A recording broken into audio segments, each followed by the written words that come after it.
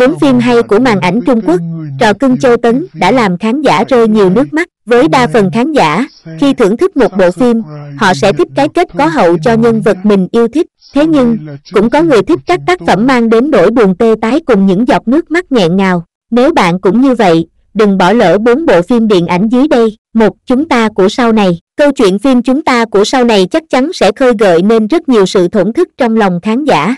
Cái tên đầu tiên trong danh sách là Chúng ta của sau này do Châu Đông Vũ và Tỉnh Bách Nhiên đóng chính.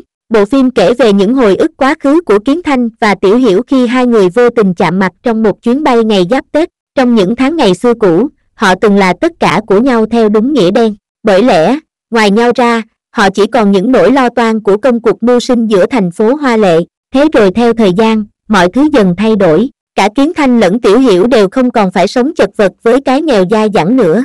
Chỉ là sau này, khi đã có tất cả, họ lại không nhau. Nhậm Mẫn vào vai Dịch Dao, cô nữ sinh đã phải trải qua những ngày tháng đau khổ tột cùng trước khi rời bỏ thế giới. 2. Bi thương ngược dòng thành sông. Tiếp theo, chúng ta có Bi thương ngược dòng thành sông. Tác phẩm được chuyển thể từ tiểu thuyết của Quách Kính Minh, phát hành vào năm 2018. Bộ phim xoay quanh nhân vật nữ chính Dịch Dao do Nhậm Mẫn thủ vai, một nữ sinh trung học bất hạnh. Cô mất cha từ sớm và là con của một người phụ nữ làm nghề massage.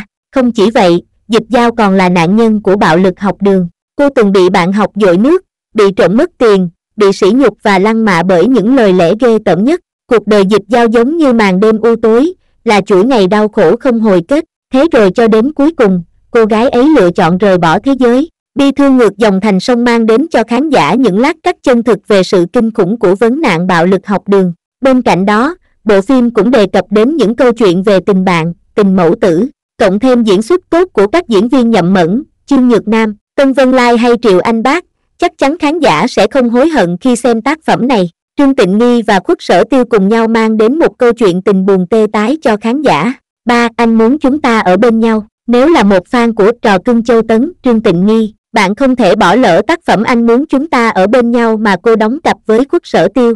Trong phim, cả hai vào vai một cặp đôi yêu nhau sâu đậm từ thời còn cấp sách tới trường cho đến khi trưởng thành, bước chân vào cuộc sống. Chàng trai Lữ Khâm Dương tuy nghèo khó nhưng luôn nỗ lực hết mình vì người con gái anh yêu.